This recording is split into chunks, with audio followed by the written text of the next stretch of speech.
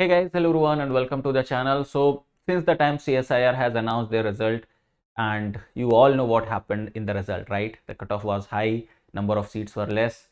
So since that time I'm getting so many messages, emails, especially on my Instagram. I'm getting many like requests and DMs over there, also on my LinkedIn regarding that whether we should prepare for CSIR net. I missed the cutoff this time by 4 marks, 5 marks. So many queries are there. There are many students of different types. Somebody has missed GRF by few marks. Someone has missed net by few marks.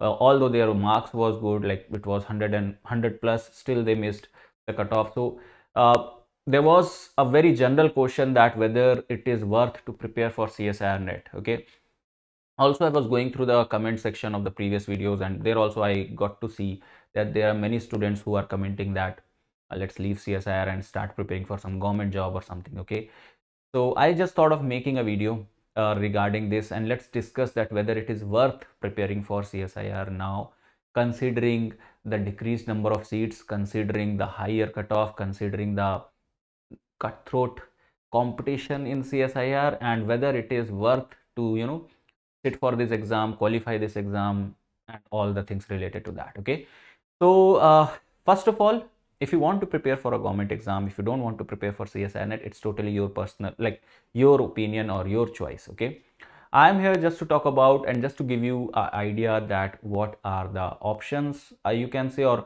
why you should, like, whether you should prepare for CSIR or not. Okay, I'll be talking about both the things in general. So I'll start it in this way. Okay, first of all, that CSIR exam is not for everyone. First of all, okay, it's not something which you just want to do after masters, or if you are in masters, you are just giving CSIR net exam just to get a certificate. It's not like that. There is a purpose behind that. Okay, so the exam itself says that it is joint CSIR UGC net JRF exam.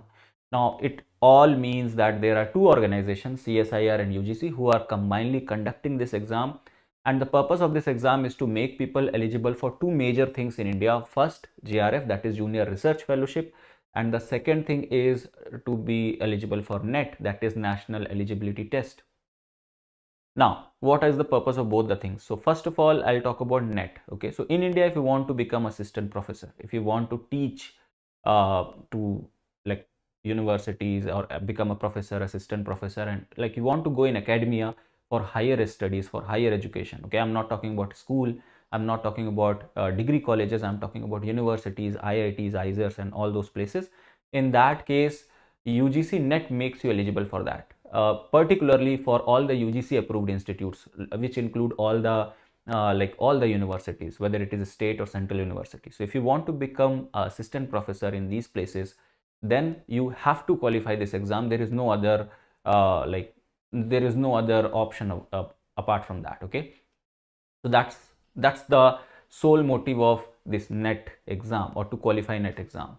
Now, why this JRF is there? So JRF is if you want to do research, if you want to go in scientific research, and you want to continue your higher education. In that case, government gives you certain amount of stipend throughout your PhD, throughout your research, and that you can only get if you have qualified JRF. Although there are other options also, there are other like ways of getting fellowship. There are other level of getting fellowship. For example, there is a PMRF fellowship, there is RGNF fellowship, there is like institute fellowship. So many things are there which I have already discussed about, and on my another channel, on All About Research channel, I have discussed about these things, so you can watch that channel as well. The link will be there in the description of this video.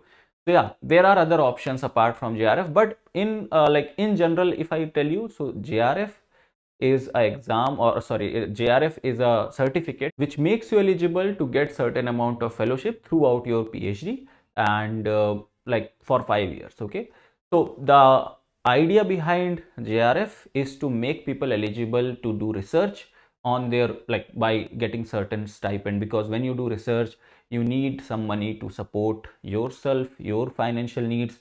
Also, like if you have a family, you can support that a little bit. Okay, not entirely, but yeah, the fellowship which is provided, you can provide, you can like support your family slightly. Not, I will not say that you can support the family completely, but yeah, certain amount is there which you can do.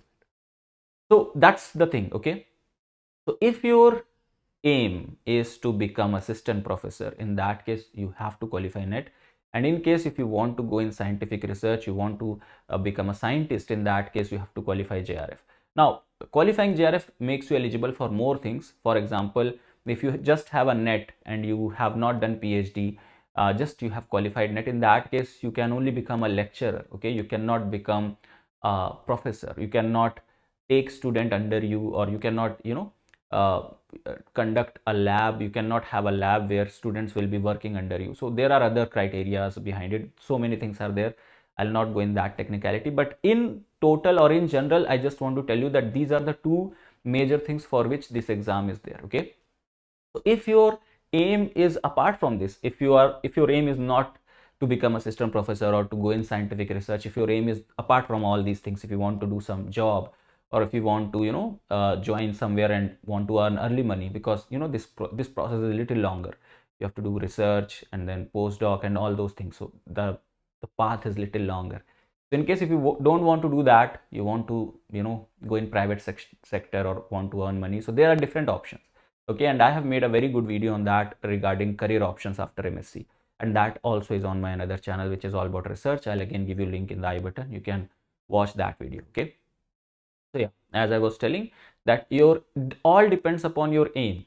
Okay, that what your aim is. Now still, if your aim is to become professor or become assistant professor and go in higher education, go in academia, in that case it is still relevant to qualify this exam. It is very important to qualify this exam, because I have seen people who went into let's say research somehow by qualifying GATE or something, and then after completing their PhD they don't have NET or they don't have LS, they have not qualified that, and then they are not eligible to apply as assistant professor at many places.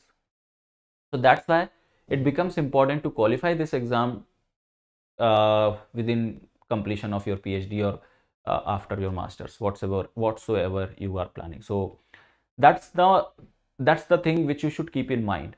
So it entirely depends upon your strategy, your aim, what your aim is. Okay, if you're aiming for a higher education, if you're aiming for higher studies, if you're aiming for teaching higher education or become a professor in a higher education, in that case this exam is for you. Now the thing is that what to be considered, because the last time cutoff was high, seats were less.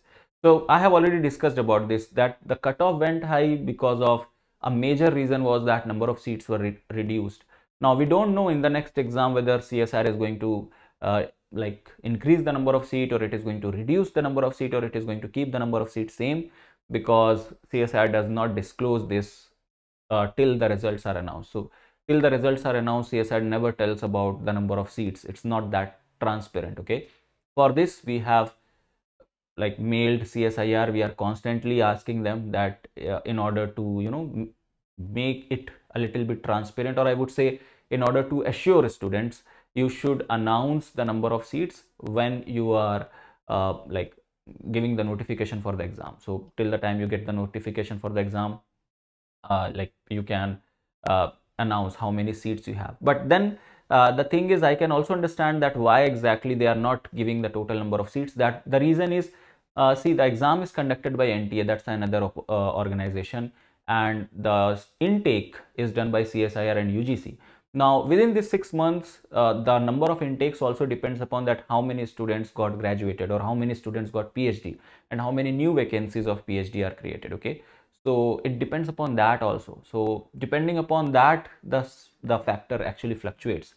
So hopefully we all are hoping, see, the last like time which was like the last CSIR net, the seats were less, but let's hope that the next time the number of seats will be increased, and as soon as the number of seats will be increased, the cutoff will be managed according to that. Okay, so what you can do for the next exam. Okay, so see, if you are preparing for it, and if you are still into it and you want to qualify this exam, you have to now make a strategy in this way, that you should not have a target, you should not have a small target, make your target bigger, and try to solve more and more questions in exam, so that you actually go through the cutoff. Okay, I know that when you prepare for the exam, there is a already set up cutoff in your mind. Okay, for general category student, they think that okay, if you are getting 110, that's a decent score, and so on goes for every category. There, like the student who is preparing for the exam, he or she already has a cutoff in his mind.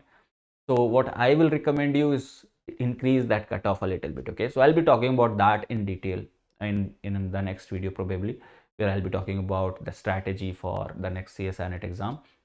But for now, I will suggest you that if you are still into it and if your aim is to, whatever I have discussed, then you should go for this exam. If you are aiming for something else, then probably you should not prepare for this exam and focus on something else, and focus your preparation strategy or whatever time you have on the other things on which you are on which you want to do. Okay, so I think I made it very clear that for whom this exam is and who should prepare for it. Okay, so that's all from my side for this video. Thank you so much for watching.